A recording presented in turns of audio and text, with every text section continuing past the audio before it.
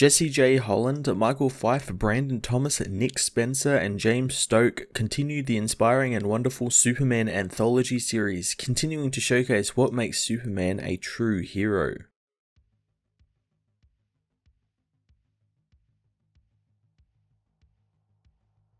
More top talent from the DC Comics and comics industry pool in general get together to tell some utterly fantastic Superman stories, filling each page with action, adventure, drama, and heart. One of the through lines throughout the book was how Superman is alone. He's the last son of Krypton after all, and a couple of the writers explore what this means, culminating with Nick Spencer's beautifully touching story about sharing memories with others and how what could be a painful memory for one person could become a newer, happier memory when passed on. On top of exploring Superman's loneliness and how that doesn't slow the hero down one bit, the impact Superman has on people is also showcased fantastically, none more so than Brandon Thomas's story about Superman saving the life of a doctor multiple times over the years, and how the doctor repays the favor in kind. Whether Superman is fighting Toyman or Killgore throughout these stories, all five remember one thing, that Superman is a friend to people, and to those in need, and all the stories have that aspect woven into their plots really damn well.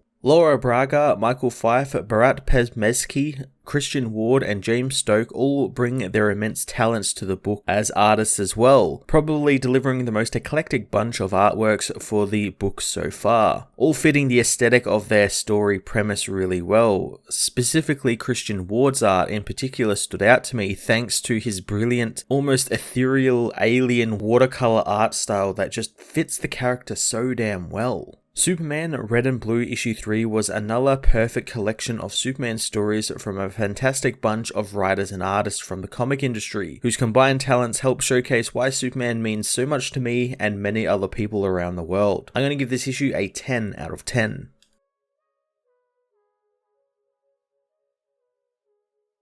Superman Red and Blue issue 3 finds Clark calling in to Perry, who isn't very happy Clark is close to missing his deadline. Clark says he's got another business dinner after he files, but Perry doesn't care, wanting Clark to get back to the office and file before the deadline in the next few minutes. Clark tells Perry he's got to take another call as Bruce Wayne calls him, wondering if he's going to be late for his dinner with him and Diana. Clark says he'll be there, but he's on a deadline, and Bruce hopes he's coming since he could have been in Gotham tonight, and Diana thinks he's saving more cats up trees. Clark says he heard the woman saying that, but says he has a real job in order to pay real bills, but he's never blown off his friends without a good reason. Bruce doesn't think that writing a newspaper column is a good reason, and Diana decides to place a bet on Clark missing the deadline and dinner. Bruce ups the ante, saying he bets $10,000, hoping the princess isn't cash poor. Clark can't believe that they are betting on this, but Bruce says that the money will go to agricultural renewal, but if Diana wins, she wants to put it towards journalism education. Clark takes off, hearing some people needing help as Bruce and Diana discuss what Clark is doing, knowing he's putting on his red cape and getting to the Daily Planet isn't a problem for him, but Superman hears every cry from Metropolis, and the odds of him making it to the Daily Planet without stopping to help people is low. Superman does just that, helping the people of his city while still learning that he's got some time. Diana knows that he will win the day since he always does because he's Superman, and because of that, it's never easy. One of the robbers he apprehends says that there are bombs placed all around the city and he just activated them, but Superman won't find them since they're encased in lead, so either he goes looking for them or takes them to prison and watch the city burn. Superman knows that everyone gets that one wrong, using his hearing to discover the bomb's locations, finding them all before they blow. Bruce says that whatever the problem is, Clark will take care of it and be at his desk at the Daily Planet with time to spare, but Diana thinks that he's wrong, since while Batman wraps the bad guys up in his bat rope and leaves them in a dark alley and she takes the villains to prison, Clark is too polite, staying to meet with police officers and EMT officers and taking pictures with children, since Superman's time belongs to everyone and it isn't his own. Bruce says that she knows Superman, but he knows Clark Kent, the top student of his journalism school, and outside of Lois Lane, Clark has more journalism awards than any reporter alive, and he doesn't win awards by being late. Clark meanwhile arrives back to work as Bruce knows that Clark doesn't miss birthdays, doctor's appointments, bar mitzvahs, manhunters or a deadline, since he's responsible that way and he thinks that's thanks to his Midwestern values. Clark gets to work as Bruce says that Clark meeting a tough deadline is when he feels the most human, as suddenly Clark appears at the table, asking if his friends have been waiting long. Somewhere in New Mexico, Superman and the Justice League battle a horde of manhunters who are allied with Killgore. Superman doesn't know why they are allied with the villain, but there are two hostages in the middle of Killgore's techno-organic citadel that need rescuing. Superman thinks that they should go to the rescue, leading the team into the building as Booster Gold says that they know Superman has been pretty busy as of late, but it's good to be with him again, wondering if he's thought about their last talk. Superman says he has, and no, he will not wear endorsements on his costume, but Booster thinks that the money could go to charity as he is smashed out of the sky by the doomsday-looking Killgore, who Superman quickly attacks, telling Booster to keep his eyes on the prize, and it's not whether he gets knocked down, it's whether he gets back up. Superman leaves Booster to battle on as he heads for the Citadel with the others. Superman notes how the Manhunters are very childlike in how they act, and Cyborg knows that Killgore is working through them, not with them. Superman asks if AI don't have emotions, only mimicking them, but Cyborg isn't really sure since reports say that Killgore is an alien intelligence. Superman says that aliens have feelings as well as a Brainiac gatekeeper drone forms, halting their advancement. Superman deals with the drone as Cyborg hacks into the systems, saying that he's always anticipating these team-ups. Victor is glad that Clark joins in on them, telling him that he is ready. Cyborg says that Superman doesn't need to worry since he's beyond cool, but Clark knows that if he keeps saying that, he's gonna start believing it. The doors to the Citadel open and Superman is let into the base, where he races through the place with Hawkgirl, who wonders if the Meccano virus molded itself into her rogues like Killgore is doing with Superman's rogues, she would be flattered or not, but Superman doesn't know if he's flattered yet.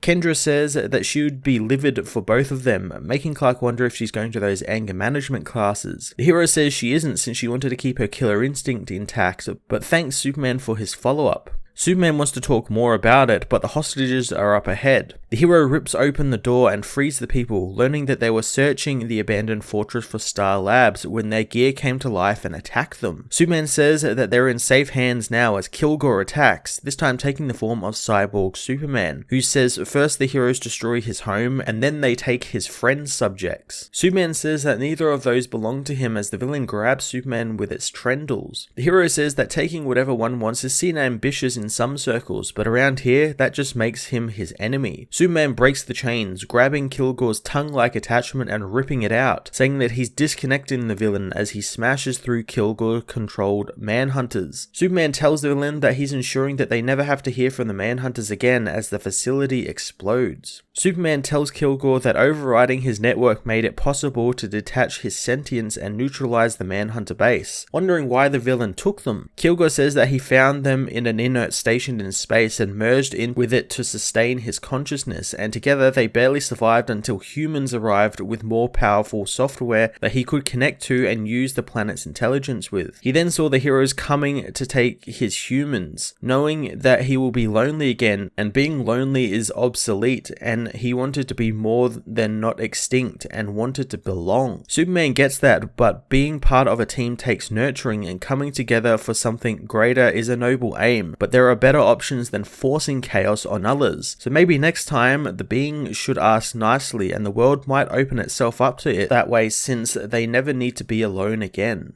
At the WGBS news building, Mr. Charlie Miles nervously gets ready for an interview with Cat Grant, who shoos away Rory the stagehand as she begins her interview, reassuring Charles that he'll be fine. Cat introduces her special installment of Stranger Than Fiction, introducing Charles Miles, who she wants to tell viewers about the first time Superman saved his life. Dr. Miles knows that it was an apartment fire, knowing it feels such a long time ago since it was when he was a child. The third time he was saved was years later when the black-suited, newly reborn Superman saved him from a meteor that was raining down on Metropolis. He also remembers the sixth time when an electric red-suited Superman saved him and his wife from a cruise ship under attack by a kraken. He knows every time he was getting restless or losing direction in his life, he would fall into some open manhole or get involved in some crazy hostage situation. The ninth time, the jeans-wearing Superman saved Charles from a gunman in the hospital he works at, as the man knows that some people only get one life, but he's got gotten so many at this point. He remembers how after every save he tried to do better than he did before and make it count. Kat finds that truly remarkable, but knows he's got to be the unluckiest man on the world. But Dr. Miles knows he's actually the luckiest man in the world, since Superman didn't just save him a couple of times. Since a couple of the saves there was quiet enough for them to actually talk with one another, leading to Miles actually having lunch with Superman a few times, despite the hero never getting a chance to finish, but he tries. Miles knows that that's what changed his life. Superman always tries, and if he's there because of him, then when his life gets hard, he knows to do what Superman would do and try. Kat knows that this brings them to the most recent save, wanting Charles to tell them all about it. The doctor says that he was on his way to work last week and cut through a local park to save some time, just minding his own business when he heard a loud thump on the ground, and upon looking down he saw a passed out Superman who had been shot. Charles chokes up a little bit since they aren't supposed to see Superman like that, and it felt wrong. Kat knows, however, he wasn't even meant to be there that morning, as Charles says his car's battery was dead, so his wife had to take their other car to drop the kids, so he took the train to work that day, which meant he had to walk through the park. Superman awakens, hoping the doctor has his bag on him since the bullet is shallow in his chest and he needs to dig it out. Kat had hoped all of the pieces of kryptonite around the world had been accounted for, but Charles knows this stuff came from a little further out than Earth. Soon some jetpack and gun-toting men come for Superman as Charles gets to work, reminding Superman to call him Charlie as he tries to dig the bullet out of Superman's chest, while the hero uses his heat vision to keep the villains at bay. Charlie tells Kat that he never used the 10 blade he used on Superman until that day, since it was more of a lucky charm type thing for him, and he kept it on him wherever he goes. Kat wants the audience to see the blade, but Rory returns, saying that there is some feedback on Charlie's microphone. The show takes a break as Charlie asks how he's doing, learning he's doing surprisingly well now, with Kat wishing that they could have actually kept it going. Rory apologizes since Charlie won't be around to save Superman next time as he pulls his alien gun on the man. Suddenly Superman zips in front of the man, taking the energy blast for Charlie. Rory says that it was a red kryptonite blast and it will keep him down for a while. Charlie uses his lucky blade, however, to stab the man in the hand, uppercutting him in the face and knocking him out, as Superman tells him to be careful with his hands,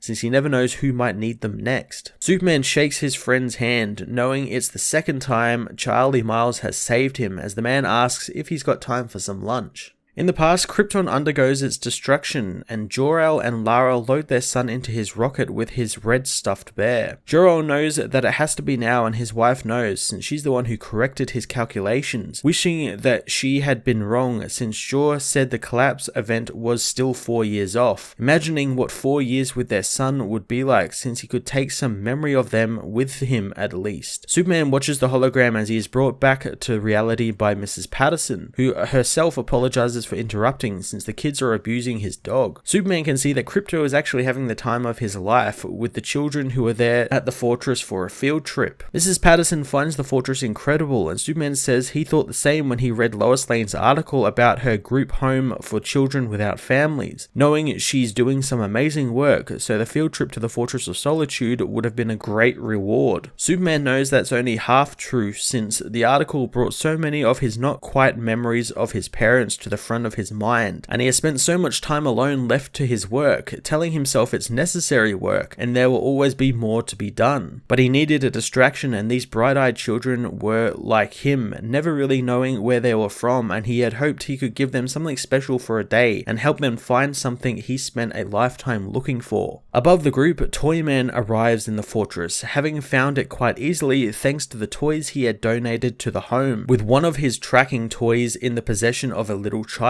that was on the field trip. Superman can see the kids love the Legionnaires' lobby, but he's got a lot of ground to cover with them, and he promised Mrs. Patterson he'd get them home for dinner, asking if they have any questions. Mrs. Patterson asks about the Batcave, and Batman knows it's quite damp and it doesn't have flight rings, which he gives to all of the children, allowing them to fly through the fortress as Toyman watches, knowing Superman will entertain his guests while he unlocks Superman's forbidden vault. Superman knows the fortress is filled with many mysteries, but for the next few hours, it was filled with wonders as the children look at so many of the wonderful treasures and creatures housed in the fortress. Some of the children go and see Killgore as well as the time telescope, getting a small teaser of their future, as more children soon find the robot chess room, playing games with the robots as Superman shows them the Owen clouds, knowing they taste very much like cotton candy. Soon though, the day comes to an end and Superman wonders if he would ever look at the place the same way and how empty it will soon feel. Superman sees the children off onto the blimp, hoping that they will be able to see the northern lights on the way home. Mrs. Patterson, however, knows that some of the kids are missing as two of them have found the vault, thinking Doomsday is locked up on it, and Superman feeds the bones of the bad guys he throws into the Phantom Zone to it. One kid thinks that's dumb, knowing that the gold kryptonite is behind those doors, and once they get in, they'll be rich and Mrs. Patterson won't make them sell candy anymore. Superman finds them, knowing the kids got lost from the group as Mrs. Patterson comes to collect them, knowing that it was dangerous and rude of them to wander off. Superman says that it's fine since it'll take a lot more than two children to get through that vault door as Toyman arrives, knowing his very dangerous robots will get through the door. Superman knows the villain's appearance makes a certain kind of sense as one of the children's toys comes to life, trying to attack the child, but Superman blasts it apart with his heat vision, protecting the children and knowing what's at stake and that he cannot let Toyman into that vault. Superman battles the giant action figure he brought with him, remembering that he is the guardian of the fortress as it is his legacy and all that's left of his birthright, and if that was to fall into the wrong hands, that would be more painful than anything Superman could bear. He smashes apart Toyman and the robots, defeating the villain before returning to the children. Mrs. Patterson knows that they'll all be fine, if only she could get the youngest one to stop crying since she really loved the doll she had, the same doll that Superman had to blast apart since it came alive and tried to attack them. Superman knows what he has to do, leaving to get something as he knows the fortress's pull was a very strong one since it was the last lingering connection of all he'd lost,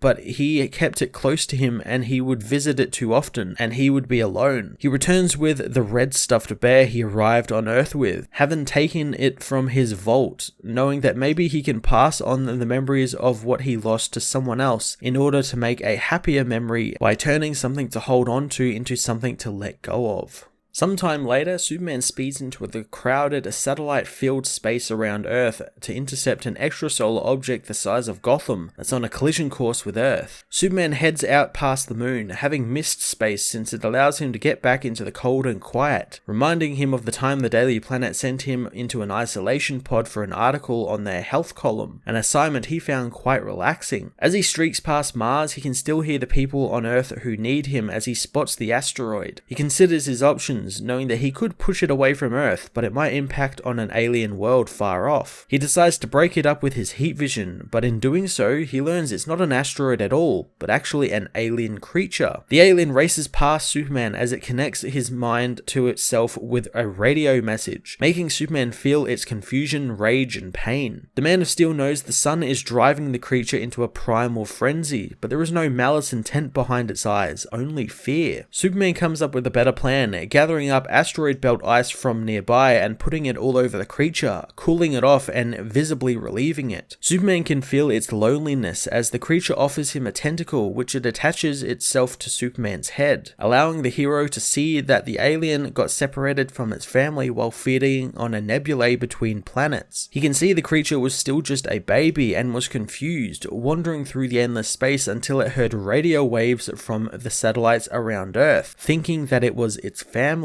Superman thinks that he can help it, fetching all of the satellites and putting it onto the alien's head, knowing LexCorp won't miss a few communication satellites and the alien's family should pick up on the signal in no time. Superman sends the alien on its way, wishing him good luck and hopes that it finds its way home.